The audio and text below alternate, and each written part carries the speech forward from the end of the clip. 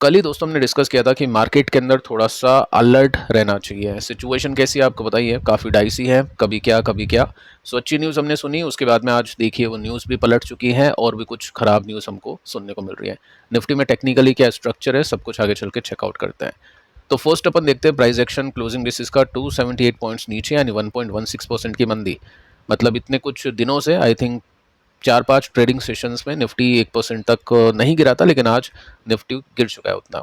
USD देखें तो यहाँ पे 0.15% की तेजी, यानी रुपीज़ वीक था। निफ्टी बैंक नीचे है, मिड कैप नीचे है, स्मॉल कैप भी नीचे है। मैक्सिमम कंपनीज के स्टॉक्स आज लाल निशान मार के बंद हो चुके हैं। सेक्टर्स भी देख लेते हैं। फार्मा ने ठीक परफॉर्म किया, बाकी एफएमसीजी से लेकर आईटी सब कुछ नीचे है। आईटी में बड़ी गिरावट आज दिखाई दी है 2.23% की। बाकी सरकारी बैंक्स, प्राइवेट बैंक्स सब कुछ आज गिर के बंद हो चुके हैं। कल तक दोस्तों चर्चा का विषय बना हुआ था न्यूक्लियर इंस्पेक्शन, और हमने बातचीत की थी कि नेक्स्ट जो 60 डेज है उसमें आपको न्यूक्लियर इंस्पेक्शन या फिर न्यूक्लियर जो डील है उसको लेकर न्यूज़ आएगी और उस बेसिस पे मार्केट रिएक्ट करेगा, परफॉर्म करेगा। कल तक हमने बात सुनी थी कि यूएस ने कहा था, जेडी वेंस ने कहा था कि अब इंस्पेक्शन होगा। ईरान में जाके संस्था देखेगी, ऑर्गेनाइजेशन देखेगा कि क्या ये न्यूक्लियर वेपन बना रहे हैं या फिर नहीं। ठीक है, तो उसको लेकर मार्केट ने काफ़ी पॉजिटिवली रिएक्ट किया। शाम को यूएस मार्केट भी ठीक था, गिफ्ट निफ्टी भी ठीक था, सब कुछ सिचुएशन अच्छी थी। बट हुआ क्या है, न्यूज़ आती है, ये आपने देखा पहले तो कि ईरान अलाउ कर चुका है। बाकी देखिए दोस्तों, न्यूज़ ये आती है कि ईरान ने नो बोल दिया है यहाँ पे। ठीक है, और किसने बोला है आपको पता है? 2 ग्रुप्स होते हैं, मैं आपको ऑलरेडी बता चुका हूँ। यहाँ पे नो आ चुका है ईरान की तरफ से कि कोई भी इंस्पेक्शन विजिट नहीं होगा उन साइट्स पर जहाँ पे बॉम्ब मारा है, न्यूक्लियर साइट जिस पर यूएस ने और इजराइल ने बॉम्बिंग की है। ठीक है, इसको थोड़ा सा डिटेल में देखते हैं क्योंकि ये जस्ट एक हेडलाइन है, इसमें हम थोड़ा सा डेप्थ में देखेंगे तो समझ पाएंगे कि इतनी भी बुरी न्यूज़ नहीं है जितनी लग रही है। फर्स्ट आप नोट कर सकते हैं कि जो रिप्रेजेंटेटिव है IAEA के, ये डिस्कशन कर सकते हैं, ये टेक्निकल टॉक्स कर सकते हैं, लेकिन ये अलाउ नहीं है साइट पर जाने के लिए और इंस्पेक्ट करने के लिए।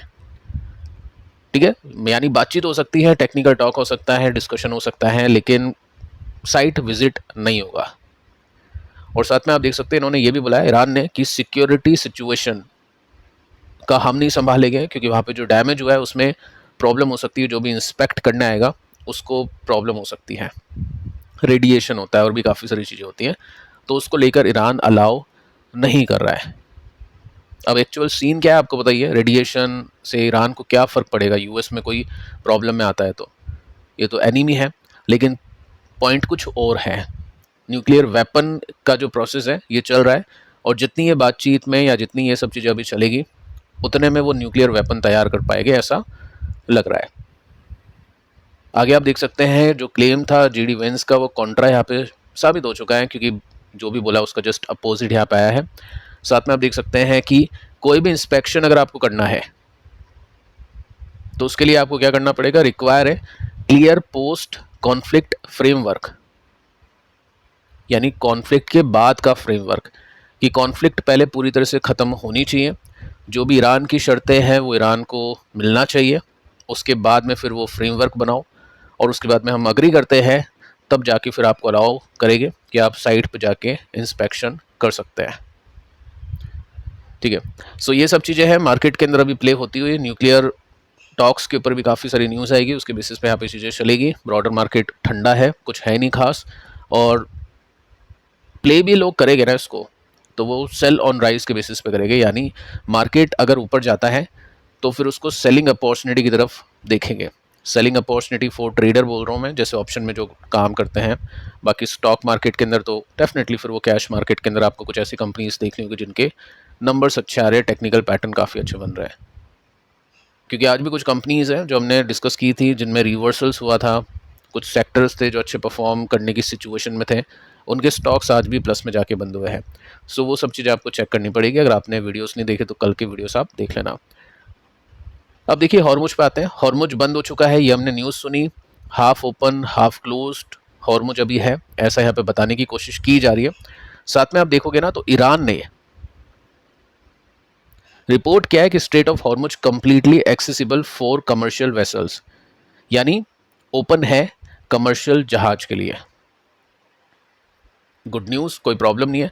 और देखिए मुझे लगता है कंप्लीटली तो एक्सेसिबल नहीं होगा, लेकिन कंप्लीटली बंद नहीं हो सकता है। ये हॉर्मुज है, कोई दरवाज़ा नहीं है जिसको बंद कर सकते हैं। माइंस बिछानी पड़ती है, काफ़ी सिक्योरिटी वहाँ पे लगती है, सब चीज़ें होती हैं, ठीक है।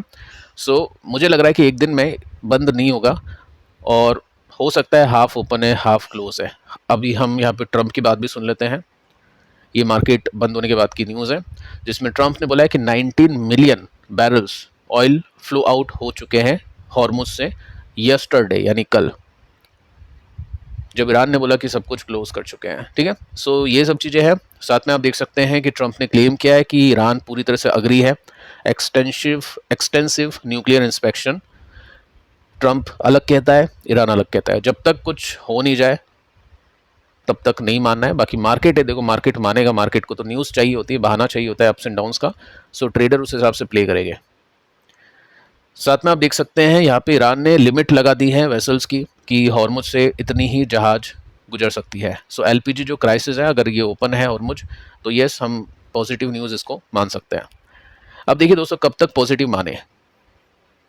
इसराइल, आपको मैं पहले बता चुका हूँ कि इसराइल ने अभी ये जो सीज फायर हुआ था अभी 1-2 दिन पहले, उसमें भी मैंने आपको कहा था कि इसराइल नहीं मानेगा, दोबारा आपको अटैक की न्यूज़ सुनने को मिलेगी। सो एक और अटैक हो चुका है इसराइल की तरफ से, और इसमें आप देख सकते हैं कि गोलियां चली है, जिसमें 2 लेबनानी की जाने गई है। हिजबुल्ला ने इसको बोला है वायलेशन है सीज फायर का, और ये जस्ट अभी कुछ टाइम पहले की बात है। आप देख सकते हैं शाम को 4:10 के आसपास की न्यूज़ है कि इसराइल ने अटैक कर दिया साउथ लेबनान में, और ये सीज फायर अग्रीमेंट को तोड़ देता है, ठीक है। सो यही सब चीज़ें चलेगी आगे चल के भी, और जब तक कुछ इंपॉर्टेंट साइन नहीं हो जाती है डील, जब तक कुछ खास नहीं है। मार्केट आप देख सकते हैं स्टार्टिंग में ठीक था, बट मार्केट का गेम कभी भी घूम सकता है। सो 1.16% नीचे। चलो निफ्टी तो इतना कुछ खास गिरा नहीं है। बाकी एशियन मार्केट अगर आप देखोगे ना, तो 3% निकाई गया, शंघाई गया, और चीन के मार्केट्स नीचे गए। सबसे इंपॉर्टेंट जो बहुत अच्छा कर चुका था कोस्पी, साउथ कोरिया का मार्केट, 10% का क्रैश सर्किट तक लगा दिया था इसने, क्योंकि बहुत तेज़ी भी इसमें मिली है, और तेज़ी सस्टेनेबल नहीं है, ठीक है। इस तरह की तेज़ी, क्योंकि एक ही सेक्टर के ऊपर पूरी कंट्री का स्टॉक मार्केट आप चला दोगे, तो उस सेक्टर में जो प्रॉब्लम आएगी, फिर उसकी वजह से पूरा स्टॉक मार्केट आपका गिरेगा भी, और यहाँ से गिरेगा तो फिर वो पैसा फ्लो होगा इंडिया में, क्योंकि इंडिया का मार्केट वैल्यूएशन के हिसाब से अच्छा है। S&P 500 की वैल्यूएशन का डेटा मैंने आपको दिया था, कंपैरिजन करके बताया था कल। और इंडिया के मार्केट के अंदर एक सेक्टर नहीं है, कई सेक्टर्स हैं, डाइवर्सिफिकेशन अच्छा है। सो वो प्लस पॉइंट होता है इंडिया के अंदर। बाकी हम ब्रेंट को देखें तो ब्रेंट अभी ठीक ठाक है, कुछ खास मूव आ नहीं रहे। आप देख सकते हैं अभी थोड़ी देर पहले गिरावट हुई है ट्रंप के स्टेटमेंट की वजह से। बाकी ये 3 बजे से मार्केट अपना चल रहा था, 12 से 3 क्रूड ऊपर जा रहा था, तो उसके बेसिस पे मार्केट नीचे जाना शुरू हुआ। सो ये सब चीज़ें दोस्तों चलेगी मार्केट के अंदर। हाई वॉलेटिलिटी हम फेस कर पाएंगे, थोड़ा मार्केट ऊपर होगा, लेकिन नीचे जाने के लिए अगेन मार्केट ऊपर, फिर नीचे जाने के लिए हो सकता है हम वापस से नीचे जाने की कोशिश करें। फिलहाल अभी निफ्टी ने एक सपोर्ट लिया है यहाँ पर, अगला सपोर्ट ये लाइन है, लेट्स सी कि क्या होता है। बाकी कल की वीडियोस को आप चेकआउट कर लेना, काफ़ी इंपॉर्टेंट है, अगर आपने मिस कर दिए तो। मिलते हैं नेक्स्ट वीडियो में, तब तक के लिए बाय बाय।